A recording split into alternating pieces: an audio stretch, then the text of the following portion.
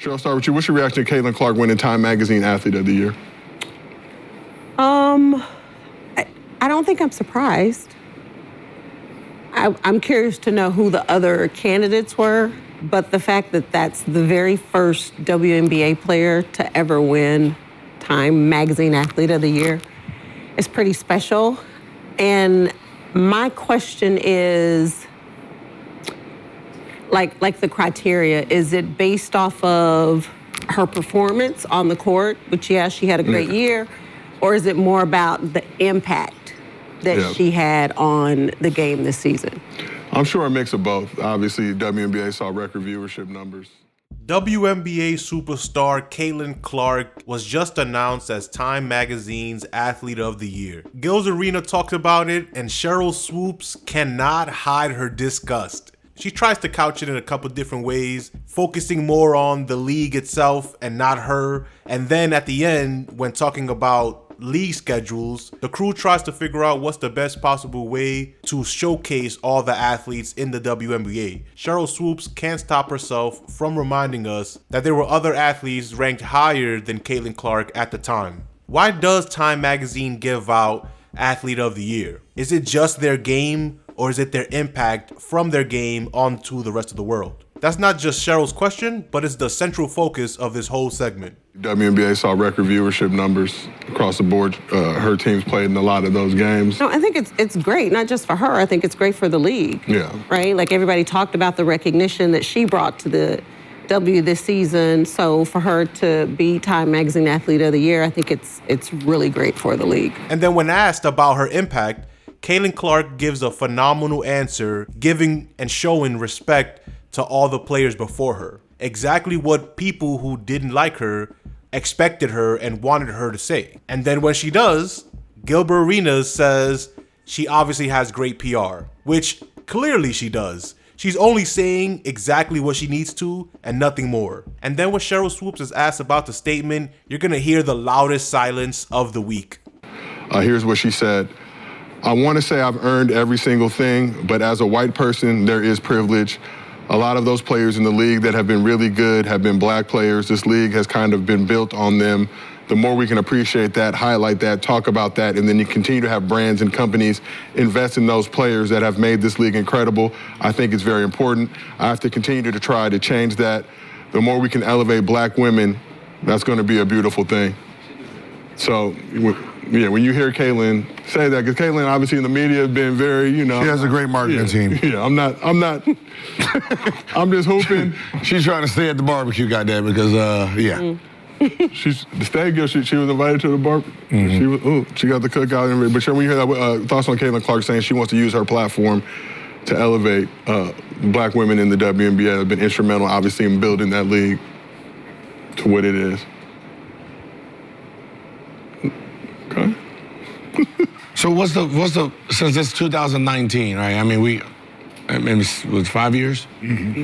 So it's almost like she can't do anything right. If Caitlin doesn't say that, it will be brought up as she's a bad person because she didn't say that. And now because she did say that, well, it's only because she has great PR. There's no winning in that scenario for Caitlin Clark. She just has to stay focused on playing ball, which she has done this whole time. And then they go through the previous winners of Time's Athlete of the Year to try to determine if it's about her impact or her play. What's the since it's 2019, right? I mean, it was 5 years.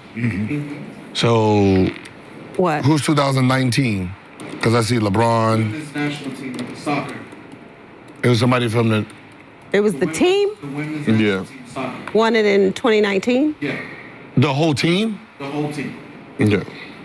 Because they won the Women's World Cup. Okay, so 2020 was LeBron. 2021 Simone Biles, 2022 Aaron Judge, and then 2023 Messi from the soccer world. So this is just probably just the impact of the sport, a little bit of it's a little bit of everything, right? So Yeah, I mean, when you think about, she when had you a just huge think about impact. athletes of this year, Yeah. it's her, the swimmer, What swimmer? For Olympics. Katie Ledecky. Katie Ledecky. Shout out Katie Her Ledecky. performance, Shit, you know, can put in the Simone Olympics. Biles back in there. You can put her back in there. Probably LeBron from his Olympics plus, you know, like I mean, hell, from the season you can Olympics. put Asia Wilson in there. That was just basketball. So that's what I'm saying. Was it just the performance on the court, or It's everything global. else? Like I think it's everything. Yeah. It's everything. Right? Yeah. You just, Gil tries to make the case for why it's a good thing for the rest of the female athletes to support Caitlyn as she pushes the sport forward. As athletes, you know, we are competitive by nature, and you know, we don't like when someone's getting something that we don't think they deserved, right? When we've been in a game, but we have to understand, like, the more loaves that someone gets, the more crumbs everybody else gets. If you think of it like that, like if there's only one loaf, right? Can I get a slice? And we get a slice. Yeah, want some slices, I want Right? crumbs. Yeah. We get a slice. We get one slice. I want a right? whole slice. If this person now has 4 loaves, we get 4 slices, right? And I think the more walls get knocked down, there's more opportunity for everyone to just eat. And you know that's the better part. So might be the end piece, but yeah, it might be the end, but fuck it. You know, I'm gonna take it because I wasn't getting shit before. I hate to eat. You know, right? Yeah. like I don't give a fuck what they said. Look, I was buying Skims. Now I'm getting it for free. You know, Something simple as that. right? No doubt. Hey, it was a Lululemon. Hey, I'm in the W. What's up? Come on. Down.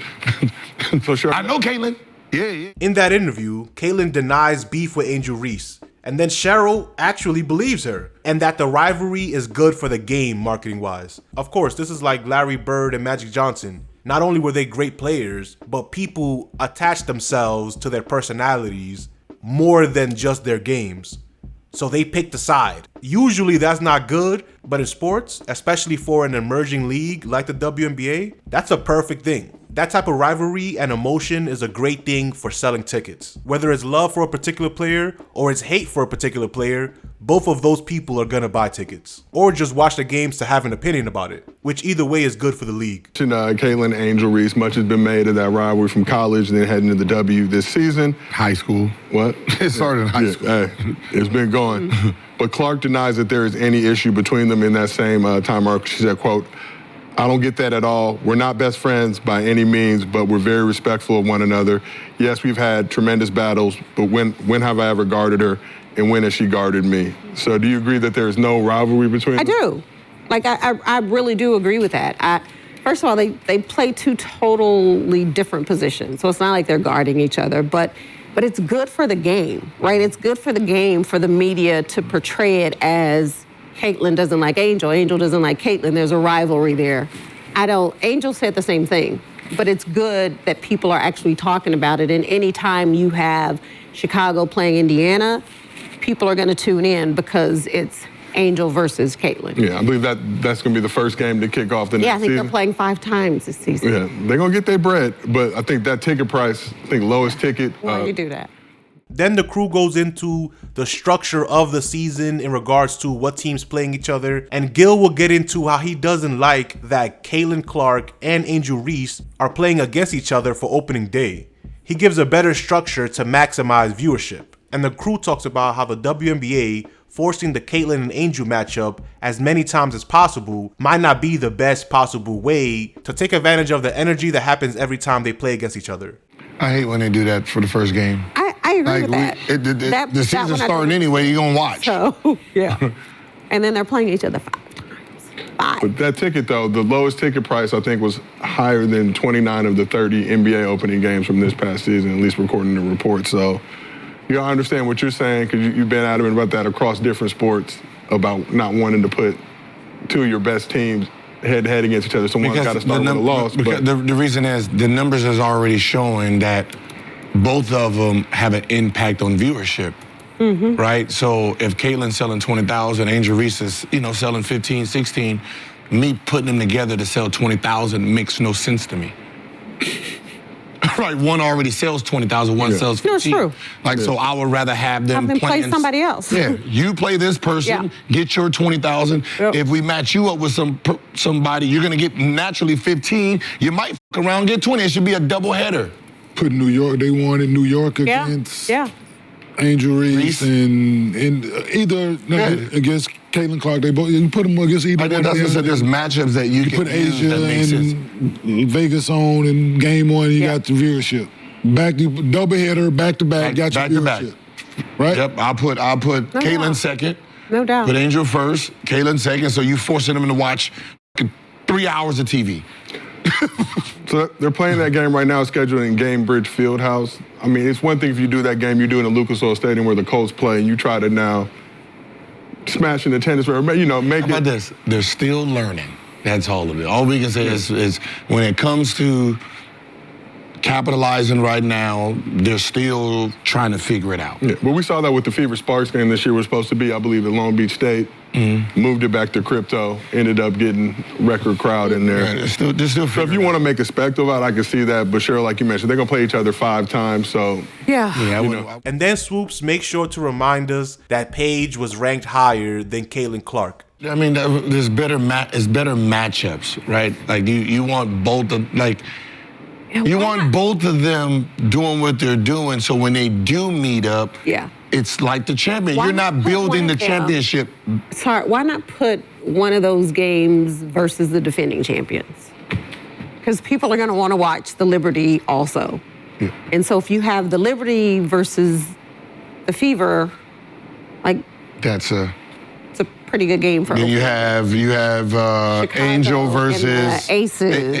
Asia, Yeah. right?